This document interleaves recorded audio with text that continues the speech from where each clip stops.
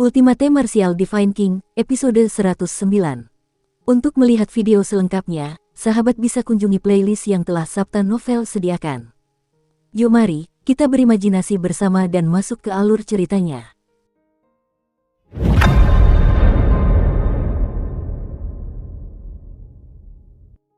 Penampilan Wei Qingfan tidak memberi keuntungan sedikit pun atas Chu Hen.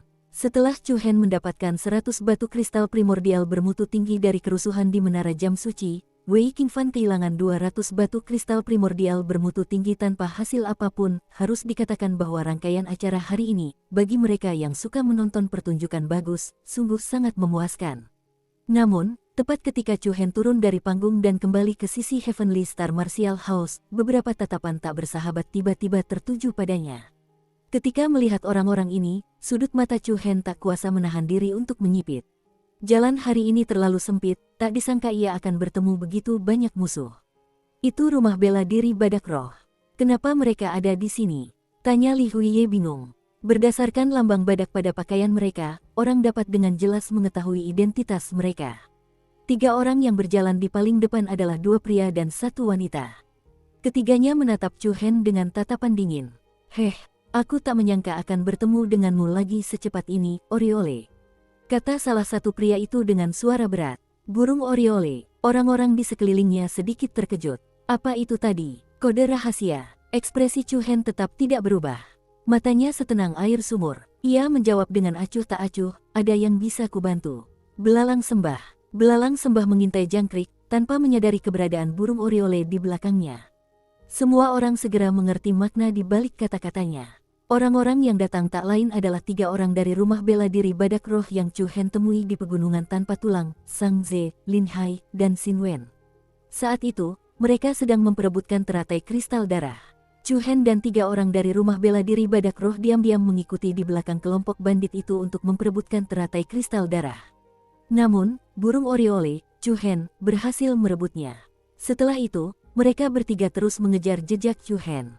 Chu Hen awalnya menggunakan Cicada Shading Carapes untuk melarikan diri, tetapi akhirnya mereka berhasil menyusulnya lagi.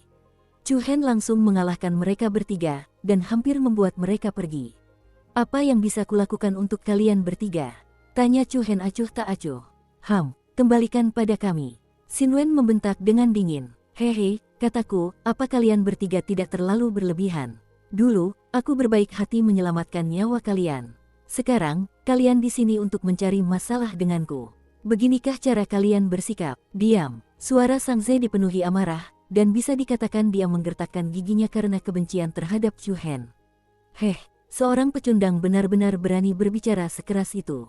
Api amarah berkobar di hati Sang Ze saat telapak tangannya bergerak, menyebabkan pedang harta karun yang cepat dan ganas langsung muncul, memancarkan cahaya menyilaukan. Apa yang sedang terjadi? Begitu mereka melihat ada keributan, kerumunan yang belum pergi datang lagi.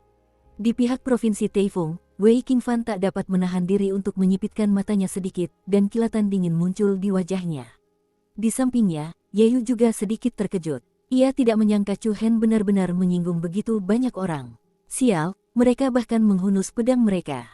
Apa mereka mencoba membunuh kita? Mu Feng sangat tidak puas, lalu ia melangkah maju dan memarahi. Bagaimanapun, para instruktur dan siswa prefektur Tensei semuanya ada di sini, dan pihak lain memamerkan pedangnya secara terbuka. Sungguh keterlaluan. Sang Ze, simpan pedangmu. Pada saat ini, sebuah suara lembut datang dari belakang mereka.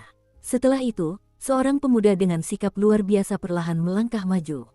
Meskipun aura yang terpancar darinya sangat tenang, di balik ketenangannya, tersembunyi ketajaman yang tak tersamarkan. Ini, pedang bunga plum, Shen Yunxi. Wow, dalam sekejap, keributan kembali terjadi di kerumunan. Ekspresi Li Huiye, Zhou Lu, dan yang lainnya di samping Chu Hen berubah. Bahkan He Qingyuan, Bian Hong, Liu Yue, dan para jenius lainnya pun tak kuasa menahan cemberut. Pedang bunga plum, reputasi Shen Yunxi tidak kalah dengan Wei Qingfan. Dia adalah seorang jenius yang terkenal di perguruan bela diri Lingqi. Dalam kompetisi bela diri seluruh perguruan tahun lalu, Cao Yan, yang menduduki peringkat kedua di prefektur Tensei, dikalahkan oleh Shen Yunxi. Tentu saja, sebagiannya karena Cao Yan terluka. Meski begitu, tak seorang pun berani meremehkan kekuatan Shen Yunxi. Penampilan Shen Yunxi mirip dengan penampilan Wei Qingfan sebelumnya dan menyebabkan keributan di sekitarnya. Xin Wen, yang berdiri di samping Shen Yunxi, menatap Chu Hen dengan ekspresi puas. Di pegunungan tanpa tulang, Xin Wen telah menyebutkan nama Shen Yunxi dan meminta Chu Hen untuk mengembalikan teratai kristal darah. Namun, saat itu Chu Hen mengabaikannya. Sekarang, ia menyesalinya. Namun, yang mengejutkan Xin Wen, tidak ada penyesalan di wajah Chu Hen, bahkan tidak ada sedikit pun rasa takut. Sejujurnya, Chu Hen tidak mengenal Shen Yunxi sama sekali. Dia hanya pernah mendengar Zhou Lu dan Li Huiye menyebutnya sekali ketika dia sedang mengumpulkan poin Rising Star di Nebula Pavilion. Aku pernah dengar adikku dan yang lainnya ngomongin penampilanmu di pegunungan tanpa tulang. Harus kuakui, sungguh mengagumkan kalau ada murid baru yang punya kebijaksanaan seperti itu. Shen Yunxi menatap lurus ke arah Chu Hen dengan senyum tipis di wajahnya. Terima kasih atas pujiannya, jawab Chu Hen dengan tenang. Aku tak akan menyia-nyiakan kata-kata lagi. Kembalikan teratai kristal darah dan barang-barang yang kau ambil dari mereka, dan aku akan melupakan masa lalu.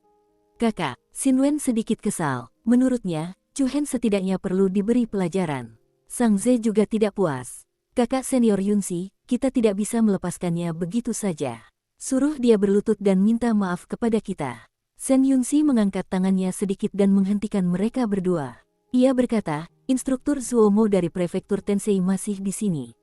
Apapun yang terjadi, aku tetap harus memberikan wajah kepada instruktur Zuomo.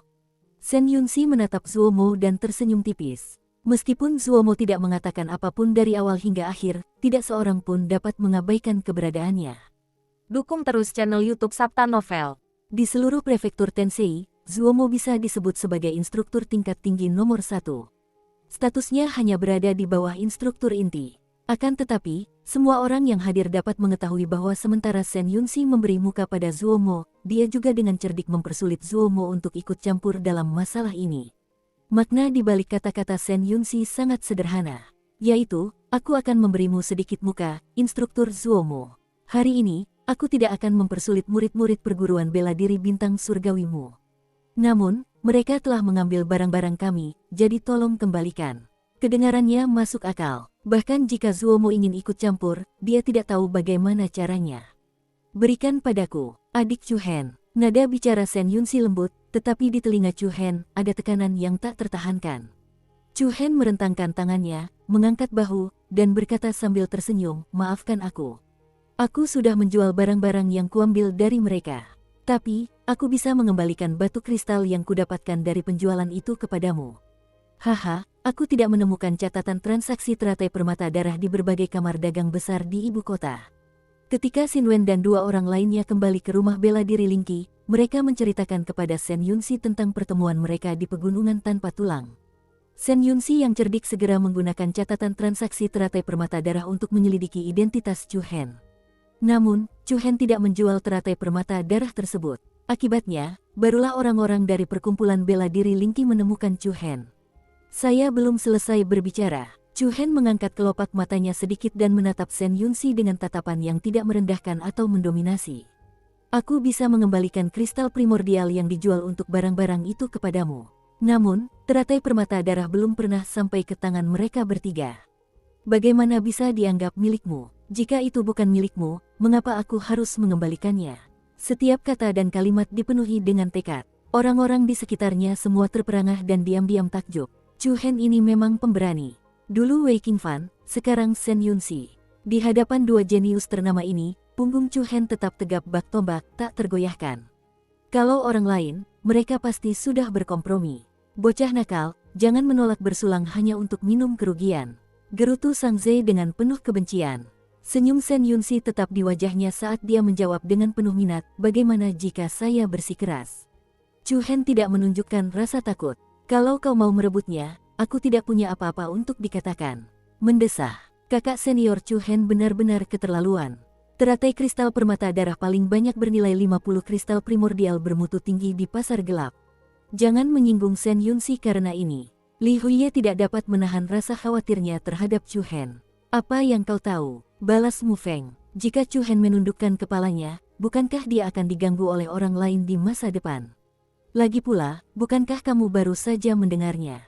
Teratai kristal permata darah bahkan belum melewati tangan ketiga orang itu. bagaimana bisa dianggap milik mereka? Yang lain menggunakan slogan keadilan untuk merampok Anda, dan Anda masih ingin menyerahkannya dengan kedua tangan. Setelah dimarahi Mu Feng, Li Huiye sedikit malu. Ia menjawab dengan suara rendah, aku hanya mengkhawatirkan kakak senior Chu Hen. Jangan khawatir, dengan adanya aku di sini, tidak akan ada seorang pun yang berani merampok kami para murid martial house. Mentor Zuomo, kamu. Yang lain menatap Zuomo dengan heran.